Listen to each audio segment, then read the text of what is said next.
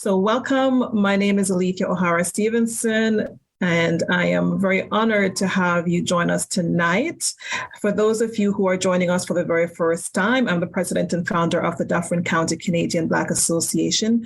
And each month we strive to have different speakers, different experts from the Black community to come on and share their knowledge, their experience with us. And tonight, in a very timely way, we have none other than Kathy Grant to share the Canadian Black veterans experience. So I'm going to give you a little bit about Kathy's background. As I mentioned earlier, she is a historian, and she was actually moved to continue the legacy of her late father, who served in the war. And since then, Kathy has been compiling the history of Black veterans throughout Canada, and she has also started the Legacy Voices Institute to help chronicle that information. And she also has a very busy, very active social media Facebook page called I'm going to mess it up, Canadian Black Veterans. Black Canadian Veterans Stories. That's it. Thank you. So if you haven't familiarized yourself with that page, I strongly encourage you to do so. Kathy is also the recipient of multiple awards, including the recipient of the Accomplished Black Canadian Award. So huge resume, and she has also done numerous interviews for CTV News, Global W5, and a long list. Tonight, it is especially important for us tonight because Kathy was instrumental in having the national apology, one of the individuals instrumental in having the national apology for the No. 2 Construction Battalion that took place this summer, along with Captain Kevin Janor, who was also part of the National Apology Committee. Because of their advocacy, they brought light to the No. 2 Construction Battalion and the great men that served our country. And as a result, the town of Shelburne, we were able to install a plaque honoring these brave men. So the plaque is now in our community garden in the town of Shelburne. So kudos to Kathy and Captain Kevin Janor, and of course, Deputy Mayor Steve Anderson for championing that cause and making sure that we were able to have these men recognized. So that is it about Kathy. I'm going to hand it over to her in just a few quick moments. I ask that you please keep your microphones muted as we go through tonight's presentation. You will have a chance to ask any questions towards the end. You can also drop your questions in the chat. We want to make sure that you're getting some value from this conversation as well. So without further delay, it is my honor to welcome Kathy to the virtual stage. Thank you, Kathy. You're welcome, Alethia, and thank you so much for having me. It has been a busy week. It's Remembrance Week, and I'm just honored to have the opportunity to go and speak a bit about the projects that we've been doing, honoring the contributions of our Black Canadian soldiers. And before my father passed away, his name was Owen Rowe, he volunteered to fight for Canada from the island of Barbados. And he came up in 1942, and there were just over 300 West Indian soldiers that volunteered to fight for Canada in the Second World War. And through my father's advocacy, there's a plaque at the War Museum in Ottawa honoring these soldiers. And in the year 2000, there was a wreath that was laid in honor of the West Indian soldiers that fought for Canada.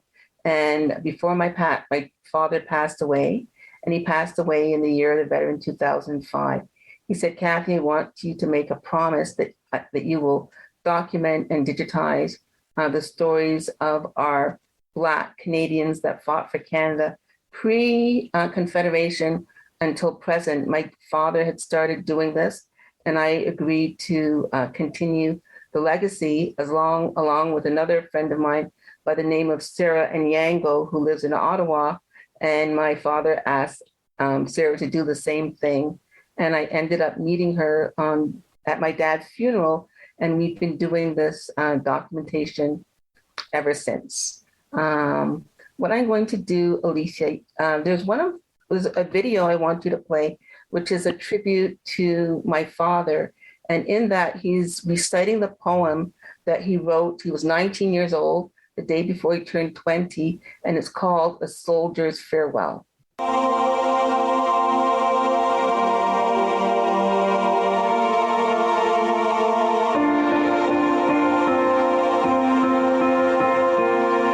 Land of my birth, O dearest earth, beneath whose shining skies I toil, I must now leave thy sacred soil and risk my blood on foreign lands to free thee from the harsh demands which tyrants harshly would impose if none to freedom's call arose. I go with warm tears in my eyes, for I shall miss thy smiling skies, the rapture of thy myriad stars, those festive nights with soft guitars, my love, and all that I hold dear, which just in dreams can now be near. Land of my birth, so filled with mirth, I go, and I may not return, but fires of my love shall burn for thee, bright as thy noonday sun, sure as a victory to be won.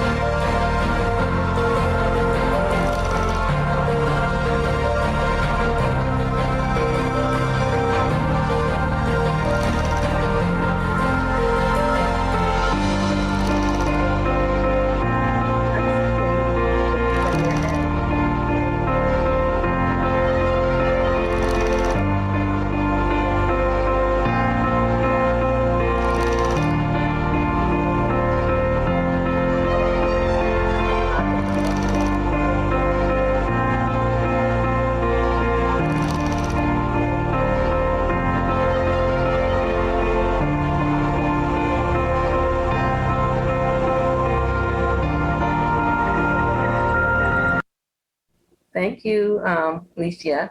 My friend and I prepared this video for the War Museum this past February, chronicling the life of my father from when he left Barbados right up until when he passed away.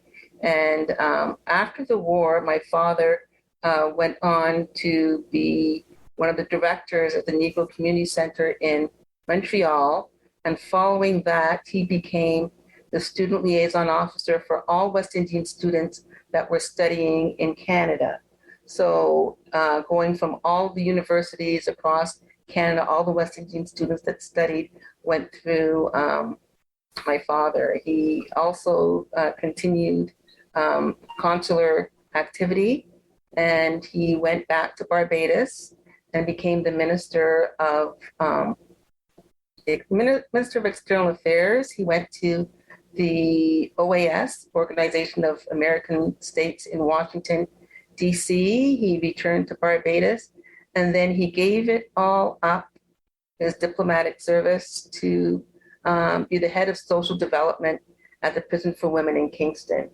So after that, he went to Montreal, and he lived there for a little while, and then before he passed away, he said he wanted me to continue the legacy of him documenting the stories. So after my father passed away, the first initiative that we started was to get the federal government to formally recognize the contributions of its Black Canadian soldiers. We had a specific event in Montreal called the Fusée Montréal, where we got veterans come from across Canada, and we ensured that the Department of Defense recognized them. So we initially had a we had a citizenship judge confer citizenship on about 50 new Canadians, because we wanted them to see Department of Defense honoring a lot of these Black men, because they hadn't been honored before. And one of the requirements that we had was we wanted someone there at the general level, from the Air Force, from the Army. We wanted someone from Rear Admiral level, from the Navy, to honor these men. And we also wanted children to be there. So we arranged for a children's choir. Initially, the military wanted to have people repelling from the ceilings. They wanted tanks to come in. And we said, no, we want to honor these men, and we want to see children seeing you honor these men. So we had a children's choir, a youth choir, a Haitian poet, all come in and play for these men before they were honored. And it was a remarkable event. They had a book called For My Country, and that was delivered, and it was produced by Department of Defense, and it featured Black men and women that served, and it was handed out to all of the children and the audience, and there was about close to 200 children that were there, and they were so proud to get this book. They said, now we can go and show our fellow students that we served. And afterwards, they would take the book and get some of the veterans that were there to go and sign it, because they were so proud to go and see that these men were and women were being honored, because they were told when they were studying that that many Blacks did not serve. So it was very touching to them. And we also ensured that the food that was being served reflected foods from, I guess, the Caribbean, as well as other parts of Canada, to reflect the food, because you know how much we love our food.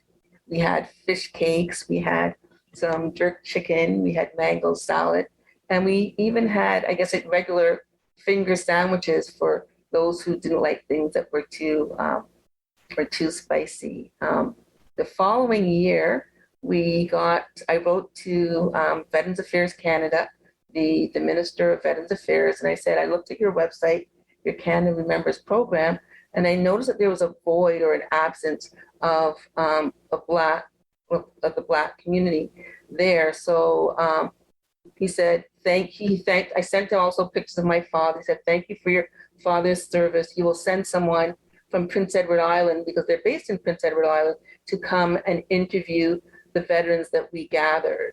So we gathered veterans from across Canada, and we had them meet, some in Montreal, and then some about a dozen, just over a dozen in Ottawa at Parliament Hill, because it was the 3rd anniversary of my dad passing.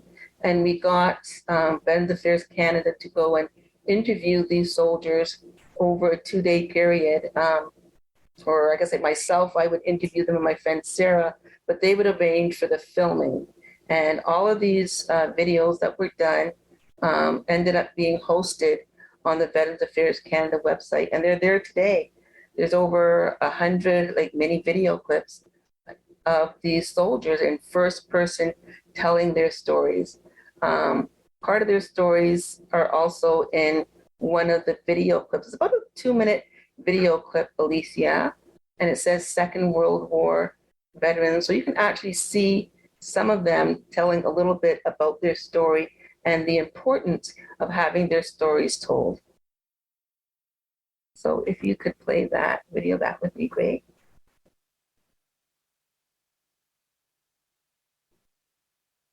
The regimental sergeant major gets this all.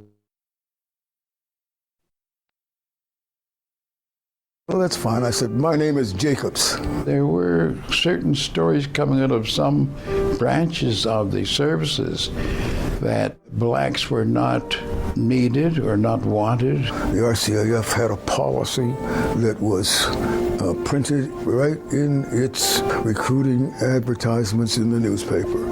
You had to be of European extraction. We became infantrymen, and we were right in the front line.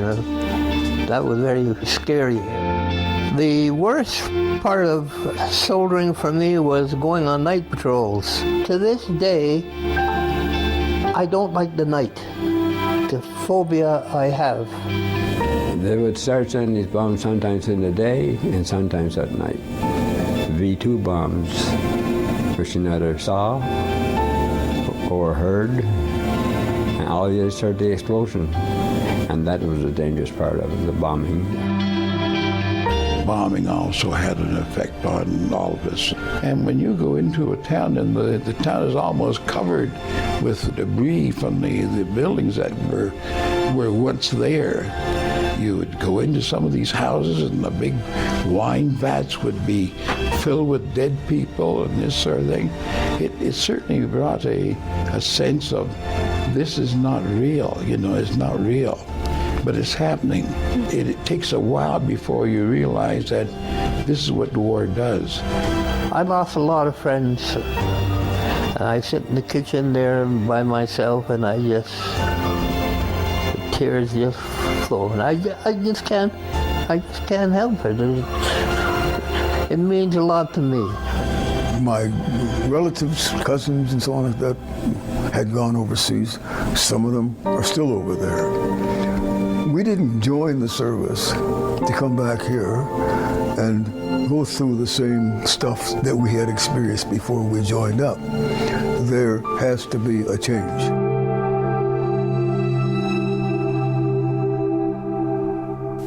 Thank you, Alethia. So all of the men that are in there, and that's just a snapshot, all of the men that are in there that spoke have now passed away. Each one of those men, we have a special file that has different video clips for each of them. Bud Jones, who was in there, he just passed away last year. We did a documentary with the History Channel that featured him. The person who talked about the phobia, his name is Calvin Marshall. I interviewed him at his home and he passed away. There's a person there, Ken Jacobs, who was the first person who spoke. He joined in the Second World War and he entered as a private and he left as a private, but he went back and he got his schooling paid for by the military, and he ended up, his final rank was as a wing commander, as a lieutenant colonel. And he talked about some of the racism that he experienced there. And he also would say, I could not escape my blackness. I'm a very black man. And there's some members of the black community that are a little bit lighter skinned, and sometimes they would be treated differently just because of the color of their skin. Another person who was in that video clip was Wellsford Daniels, and his mother was Jean Cook Daniels, and she started the first Negro library in Toronto in the 1960s. She was very much an activist against apartheid, and there's so many stories connected to our veterans that many people are not aware of. And we're trying to get more of these stories into schools. Like the first Black male teacher and the first Black male principal, his name is Wilson Brooks. And he was in the RCAF, the Royal Canadian Air Force. Leonard Braithwaite was the first Black member of provincial parliament in 1963. He was also in the RCAF. Lincoln Alexander as well was in the RCAF. And the RCAF actually had a policy that you had to be of pure European extraction if you wanted to get in. But there are many of our veterans, they used the benefits, at least in the Second World War, to go and further their schooling. There's someone by the name of George Carter. He became a lawyer and one of Canada's first Canadian-born judges. So there's so much that can be learned from the veterans. A lot of times back in like the 40s, like the only job that you could get was, if you were a Black man, was that of a porter. But they used the funds that they got from serving Canada to go on and achieve great heights, like buying, like the ability to buy homes to further their education, ensure that their children were able to advance. And a lot of that can be attributed to the discipline as well as the benefits that they received. Also, we find that we want to engage children in telling the stories of our veterans. And there's another clip, the final video clip that I'm going to get Alethia to play. And it is of, I think, Matthew Wilson. I think that might be it. What does it say? No, this one is with Afghan. So play this one. This one here is the Silver Cross mother. Her name is Agatha Dyer, and her son was Ainsworth Dyer. See, that sad time. Go ahead. Okay, sorry. Are you seeing my screen still? I can't see the screen. I can see you. Let me share. Yeah, but there's a picture of Ainsworth, and she talks a bit about her son. Okay. Time for us all, and Remembrance Day, not just me alone, but it's like for all the mothers that lost their children in war, and I know the pain because I go through the pain. It's not just me, but about all the mothers that lost their loved one, their children in the war. And today I want to say that I am a mother of Corporal Ainsworth Dyer, and it's 18 or 19 years now he's gone, and it's just like yesterday.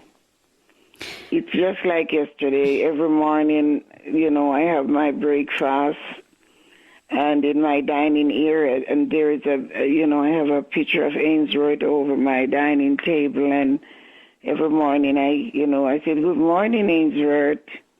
I'm eating for me and you this morning because Ainsworth loved my food. He loved my food. He will call from Afghanistan. He will call from Edmonton, and he will ask, Mom, what are you cooking today? And I will say, I'm a Jamaican, so I said, I'm cooking rice and peas and stewed chicken. So, oh, my God, I'm getting hungry. I miss those words. I miss my son so, so much. And that was Agatha. So this year in April was the 20th anniversary of him being killed by friendly fire in Afghanistan. It was him and 3 other soldiers. I made the journey to Montreal to spend time with Agatha and to honor her son on the anniversary of his passing. And she made a little video saying, "Thank you, Kathy, for coming. You're such a good person. I'm going to take you out to drink, and I'm going to drunk her."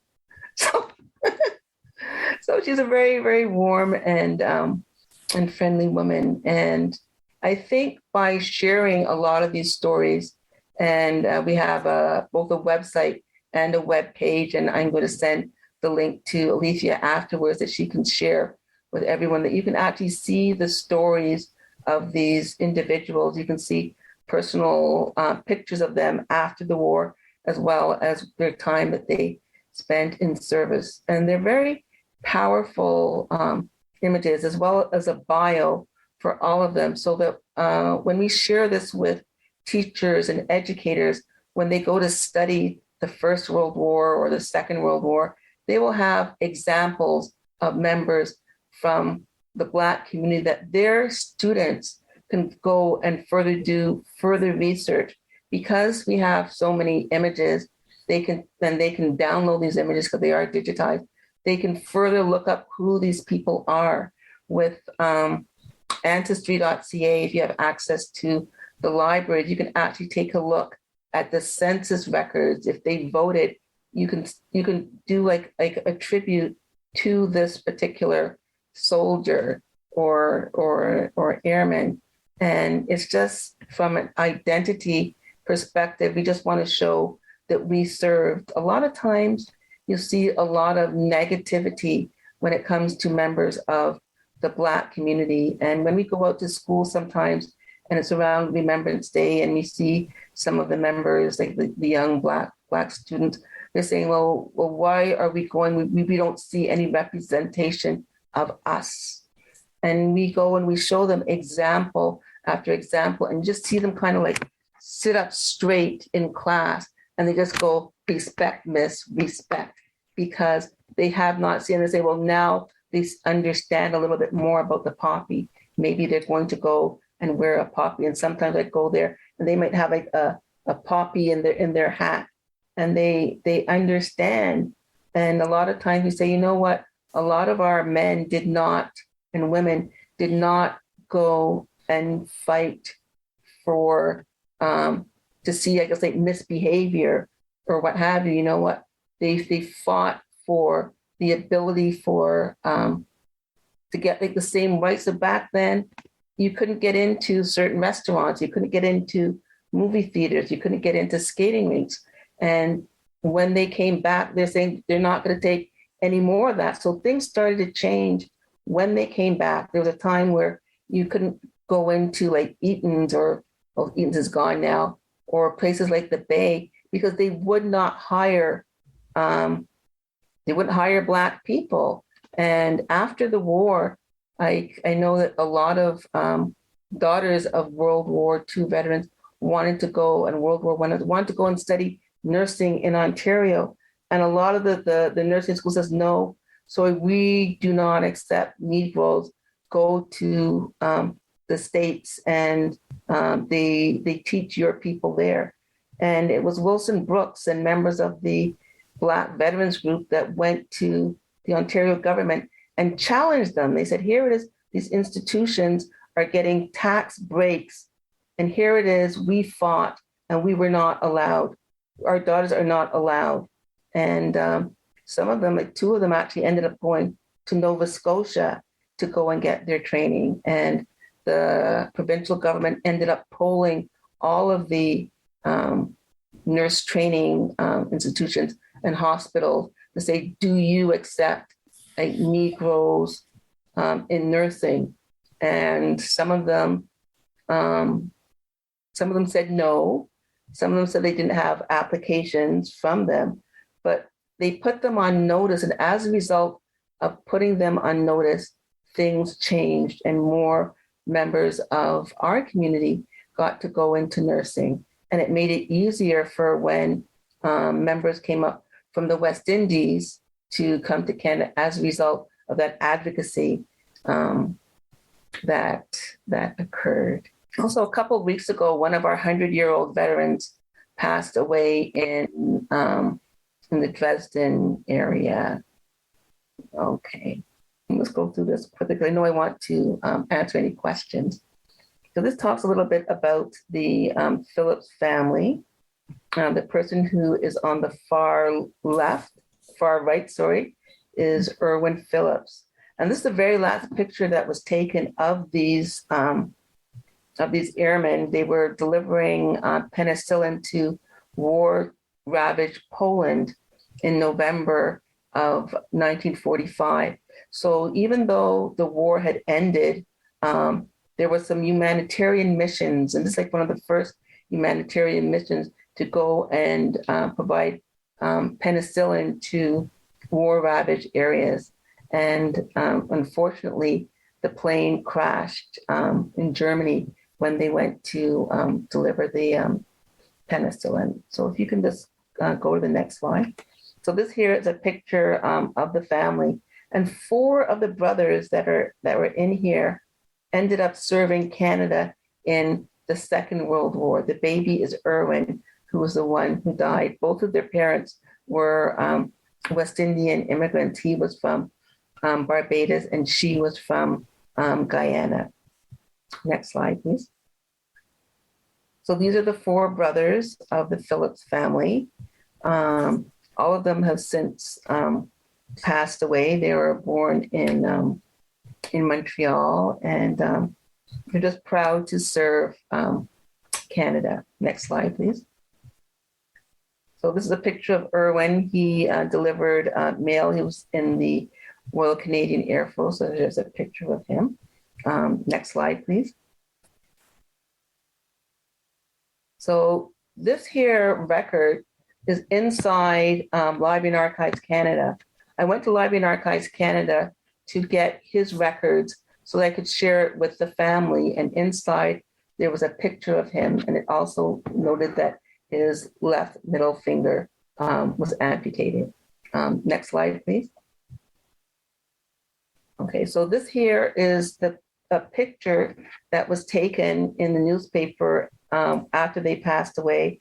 And the person who is sitting in the middle, her name is Florence, and she is Erwin's sister, and she's still alive. She's in her 90s, and she's living in Montreal. Her mind is still sharp, and she still drives. She still drives. And the Prime Minister, Mackenzie King, is in this picture here. And the other women who are in the front row are the wives of the soldiers that passed away. When I went to Library and Archives Canada, I said, you know what?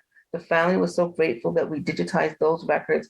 I wanted to digitize the records of all the other airmen's wives the other airmen that passed away, and see if I could track them down to share. And as luck would have it, I tracked down two of them. Next slide, please. This picture here of their burial was also embedded in the file at Library and Archives Canada. Next slide, please. And this is a plaque that is honoring them. And it has here Ernest Webster. It also has Erwin Phillips here. And this plaque is in Uplands Air Force Base in Ottawa. And they've honored these men every single year without fail. Next slide, please. So this is inside the chapel that's in Uplands. Next slide, please. So there's Florence today, or at least a few years ago, and she came to the chapel, and they didn't realize that the Phillips family was Black, and Florence just winked to them and said, "Guess who's coming to dinner?" The person who's next to her is the High Commissioner of Barbados, and the other person is a Polish ambassador. Next slide, please. So these are the two sisters. Now, Florence is in her 90s, and then this here is the sister Louise, and she passed away a couple of years ago. I think she was like 98. Next slide, please. Okay, so these here are members that showed up at the Air Force Base. Next slide, please. This is another Sergeant Buchanan. She showed up, and this is a Polish person who showed up because they were delivering penicillin to Poland. So he was like a Polish World War II veteran. Next slide. So here's Joanne and Louise, and you just see how happy she is that she finally gets to see them honoring, because they were honoring them every year. They never told the families. So we said, well, how can you not tell the families? Next slide. So here's me here. I had like longer hair. And the person whose hair was wearing red, she is the daughter of one of the soldiers that passed away. So I got in contact with her. She was living in California. Next slide. So this here is a tribute from the High Commissioner of Barbados honoring Erwin Phillips as one of the fallen five. Next slide, please. So this is in Poland. So they honor them in Poland as well as honoring them in Canada. Next slide, please. So look at them here. So I actually got these pictures from the son of one of the soldiers, because they sent him these pictures. So next slide, please. And this is them here. So you get to see what it was like back then. You get to see the dress, like all of this history. And it's just by taking a chance of visiting the records. Next slide, please. So this is the gravestone of one of them, Webster. Next slide, please. And inside, we found like the memorial cross of one of the soldiers was actually in the file. Apparently his son sent it back because the son was born out of wedlock and the son was mad that he didn't marry the mother. All those records are detailed in Library and Archives Canada. But he had a half sister that wanted it. So there was like a fight. Well, I want it, even though the son doesn't. So I don't know if it ended up back with her. Next slide, please. So this talks about Irwin Phillips, and he wanted, I guess, to get and the benefits that would have been entitled to his son. And he's there saying that here he is. He had 4 men. He didn't ask for anything, but they ended up having, I think, about 10 children. And he said, you know what? My wife left me with all of these children. If there's any way that there's any benefit from him, I would like to have it, because he was just a shoemaker. And this letter was inside the records. And these records are available online that anyone can see if they want to do research. Next slide, please. So there's the letter that was written to them. Next slide. So this here is a book, Honoring the Fallen 5. So the person who prepared the book is a lady who was wearing the red.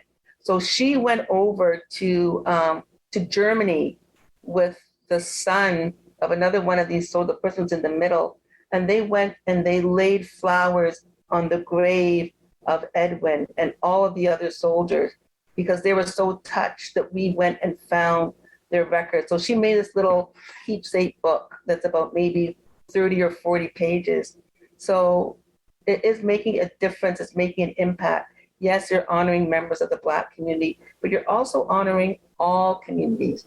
Like there is a cohesiveness with people who have served. Next slide, please.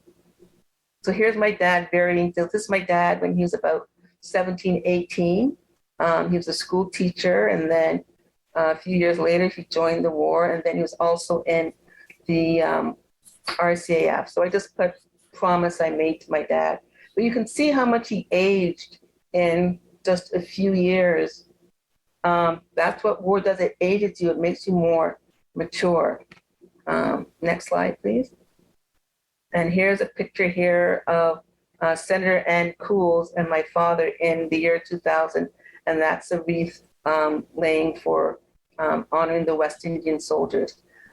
This year, or last year, we had a cadet lay the wreath at the War Memorial. His name is Hakeem Foyne. His father was part of the committee, advisory committee for the apology. And this year, we have a female community member laying the wreath, honoring all the Black soldiers, not just the ones from the West Indies. So I'm just going to go, I think the next slide just says questions. So I'm just going to open up the floor to any questions that anyone might have. Wow, before we take questions from the audience, that was absolutely incredible work that you started, and I'm sure the legacy will continue on for years and years to come. So the first question that I have for you, you mentioned the first Black male teacher and principal. I missed that name. Can you? Wilson Brooks. Wilson Brooks, perfect. Can you share perhaps in the chat the link, Kathy, for your website, Legacy Voices, and where we can gather additional information? Yes, I can do that. Perfect. And while you do that, I see Councillor Wegner has a question. Thank you, Lindsay, for joining us, Madam Councillor. Thank you very much, Alethia, for the invite for tonight. I was excited to be able to join. So I appreciate everyone's time tonight, and it was wonderful hearing your story, Miss Kathy, and I really appreciate the information. So I guess my question would be, how would one find out, or maybe you might know as well, if there are any veterans that are from Dufferin County? I don't know if there's any specific to Shelburne, which is where I currently reside, as well as Alethia. But it would be wonderful to find out some information if there's some veterans that are from Dufferin County. We have in the town of Shelburne what's called Hometown Heroes. And what we do is we create banners and we display them along the main street in our town. So, whether or not they would be specific to Shelburne, they're still specific to the area, with being Dufferin County. So it would be wonderful if we could find out that information and then work towards producing some of those banners and hoisting them up with our other hometown heroes, because clearly, they deserve to be recognized. So yeah, just that would be my question, is if you know of, or if there's a way for us to find out if there's any veterans that are, from Dufferin County. A list of over 2,000 veterans. I would take a look to see, which ones might be like in the First World War, which ones might be in the Second World War. And I'm also in contact with current serving members of the military. So we might be able to do like a shout out, say, well, are there any recent veterans from Dufferin County, or any ones that are current? So if you could just send an email like to Alethia and she can forward it on to me, I can then do a search that way. I think it might be a little bit too short for this coming Remembrance Day, but if I have any names, I'll let you know. And perhaps for 2023, it might be a great opportunity. That would be wonderful. So yes, I will definitely do that. I'll sort of create like a quick little email and send it off to Alethia. She can forward it to you and we can sort of stay in chat. Because as you mentioned, it would be a little bit too tight for this year, but I would really love to see something like this, for 2023, most definitely. So yeah, thank you so much. Great question. Thank you, Lindsay. And I see we have another question from Councillor-elect Joan John. Hi, Alethia. Good night. Good night, Kathy. I was just wondering, Alethia, between you and Kathy, if Kathy would be available for Black History Month to do anything in the township of Southgate, where I am. Because this is so inspiring. Thank you. Even if it's a Zoom call for one of our Black History Month programs. I will put it down as a day. I guess I would need to know the date in advance. I know that we're doing like a big event for the War Museum in Ottawa on the 9th. And we're going to be going to Ottawa for that for a few days. Then also something in Montreal. So I guess it all depends on the date. And definitely we'll take a look and talk offline in regards to that. Yeah, we normally do 3 events. We do one on February 1st, and we do one like in the middle of February, and then on February 28th. But we do hybrid, so it's fine as long as you can join online. Thank you very much for this inspiration. Thank you, Alethia. No worries. I'll share Kathy's website with you as well. Yeah. Amazing. Thank you. Thank you. Any other questions before I ask my follow-up questions? Anyone else? I had a quick question. Yes, go ahead. Kathy, thank you for sharing so poignantly about your father's work. Beautiful presentation. I wanted to know if there are any programming ongoing for young people today with regards to recruitment, serving in the military, that would target not only the youth, but our demographic segment specifically, like they did in World War II. I saw an article recently that there's a really great need for new recruits, but I haven't seen any kind of mass appeal or military recruitment centers or anything like that. So just wondered if you knew anything about that. Well, I could follow up, I guess, like with Kevin Jr. as well as his boss, like Scott Moody. I know that there's ongoing recruiting, and perhaps putting you in contact with the Canadian Forces, I guess, the recruiting center. And I know that they sometimes go across to schools. I know I went to the Afrocentric school, and some of the young men there in grade 7 or 8, they're in cadets. They're in cadets. And that's like a good starting so they can have an idea as to what's going on in the military. But they put up some really cool video links. But I think Kevin Juna would be a good point person to say, here's where you can go to find out more about recruitment. Yes, and if I can just have special, recruitment days at specific schools, or they may have a recruitment center day and say invite whether it's like students or young people to come out there, because a lot of times you don't have to go overseas. You can go and work in Canada, just tick the box. You don't want to go overseas, and you can get your education paid for. So whether you were like a lawyer, accounting, like mechanic, whatever, you just have to do your 2 or 3 years or whatever and you get your education paid for. And you also get like the discipline, like the leadership. So I would definitely recommend that. I know that many people who are in the military, they benefit at the time, the discipline and the schooling that they got. And some of them stayed past their obligatory 2 or 3 years. And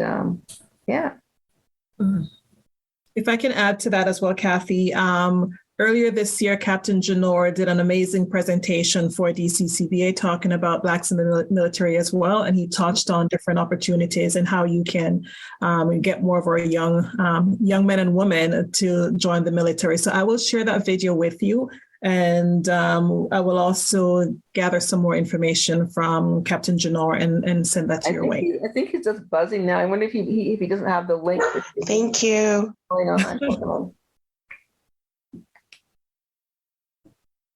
The other thing, I'm going to put my 2 sister organizations on the spot, but I think this is a great opportunity for us to collaborate, Millicent and Joan, for us to be able to put on an event together, just even to share recruitment information with our youth. Absolutely.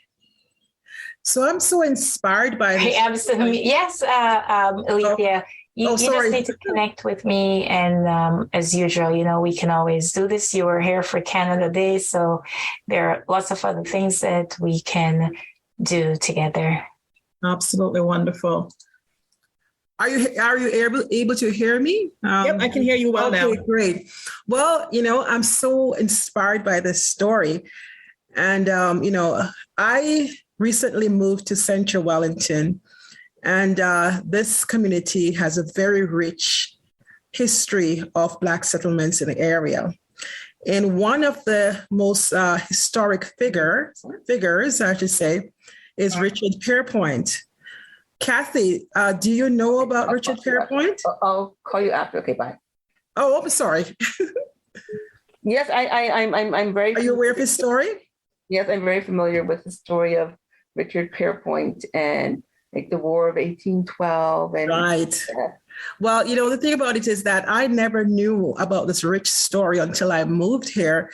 And I'm so inspired about it that we are actually trying to revitalize the park that is there for him. And of course, Richard Pierpoint was an enslaved African man, and then he became a soldier and a settler. So as you probably know that the War of 1812, he was awarded 100 acres of land in present-day Fergus here, right? So when you were saying that that the War of, I think it's World War II, 1943, I think to 45, I think that, or a little bit more. 45. Yeah, yes, I should know that because I study history. But then you were saying that they had a little pushback, that they did not want to enlist Black men. However, it seemed like Canada has had a history of enlisted Black men, because according to this record, they were serving in the War of 1812 and also in the Revolutionary War against America. Yes, so I guess at the beginning we said that we talk about going back to pre-Confederation. Oh, okay. So I missed that. Okay. All right. So you do, okay. That would be great because I'd love to even combine the both, the wars from both wars, basically, or three wars now, because we have the American Revolution War. And then we have the War of 1812. And then, of course, World War I and II. So 4 wars. Yeah, so one of the individuals who actually settled in Toronto, like the Abbott family. So there was Wilson Ruffin Abbott, who came up in the around the 1830s, 1840s to Toronto. And by the time it was 1870, he'd acquired over 50 properties. And wow. His was Anderson Ruffin Abbott, who was like one of the first Black lawyers Black doctors in Canada. And he served as a major in the Civil War.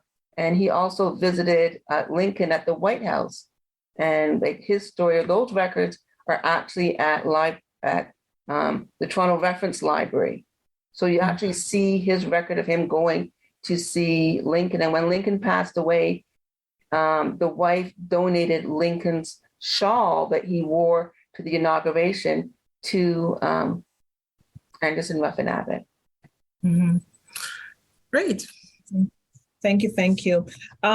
Just some quick numbers, Kathy. Do we know the number of Black men and potentially women who served in either of the wars? And in particular, because I guess the second part of the question is the number of men who came from the Caribbean. Do we have any data on that? Okay, so the number of men that served in the First World War that were Black was approximately 1,300. The number of West Indians that served in number 2 construction battalion was about 75. Like the number of West Indian soldiers that served in the Second World War, including members of the white community, was about 900. And that data can be gathered through ancestry.ca. So I would say that the total number of Blacks that were from the West Indies that served in the First World War, Black and white, is probably about maybe 400 or 500. But about 150 or 125 were just members of the Black community that are out of the 1,300. And in the Second World War, I would say there was about 3,000 Blacks that served in the Second World War. Just over twice as many that served in the First World War. Okay. And the main motivation, of course, was simply to serve King and Queen. Yeah, patriotism is what drove a lot of them. The segregation that was in the First World War in Canada, where they had the number 2 construction battalion, did not exist in the Second World War. They did have policies. So the navies, you had to be of the white race, and that only changed in 1943, 4 years into the war. And out of the Royal Canadian Navy, there was only 5 in total Black members. And the RCF, when they started in 1939, the war, they said you had to be of pure European extraction. And that only changed in the early 40s. But the Army was always wide open in the Second World War. I know we're at time, but could you just, in maybe a minute or less, just talk about the number 2 construction battalion? We've talked about them, we've called them, referenced them a few times, but I don't think everyone is fully aware of the role that they played. Okay, so number 2 construction battalion was a battalion that was, provided by the government or the militia to have an opportunity for members of the Black community who were being rejected to have an avenue for them to serve in the labor unit. So it was a labor unit that was to be staffed by members of the Black community and officered by members of the white community. And they cut lumber, they did felling. I actually have this thing where I can actually read it, because we had an exhibit at Peel Art Gallery Museum and Archives. And it says it was the largest Black unit in Canadian history, staffed with white officers. They were the main unit, and they insisted in the forestry process of felling trees, taking the finished products to the local railway siding. They maintained logging rows, operated the boilers and the water supplies and the drink. So they provided like the lumber for the trenches. There's a lot of myths when it comes to number 2 construction battalion, that they diffused landmines or they removed men from the battlefield. That's folklore. They didn't. It was a labor battalion that was formed in the First World War. They weren't to get rifles because they were a labor battalion. There were other men, they were attached to the Forestry Corps, and they weren't given rifles either because they were away from the front. So they provided a much necessary support role for the military. Amazing, amazing. Thank you so much. Okay, I'm going to do another quick round. Any other questions? We are now at 8:02. I'd like to give Kathy back some time. She's been on calls all day. So any last minute questions? Thank you for having me. Okay, perfect. So thank you once again, Kathy, for taking time out of your busy schedule. I know it's a busy time for you. It's an honor to have you. For those of you still on the call, thank you so much for tuning in. I see lots of people here from Dr. Bamu, you've got Millicent, you've got Joan John, Craig Parker, Josh McEwen, Lindsay, Nicholas Knight, Paul Vier, Richard, Stella, Tazanique, Tennyson, and Tricia. All thank you so much for tuning in. I will also encourage you guys to continue to support DCCBA through donations, through t-shirt merchandise purchase. All of your merchandise purchase goes right back into DCCBA to fund events like this and many more opportunities. So thank you everyone for tuning in. I hope to see some of you, those of you in Shelburne, at the Remembrance Day celebration here in town. And until the next session, thank you everyone. Thank you so much, Kathy. Thank you. Good night, everyone.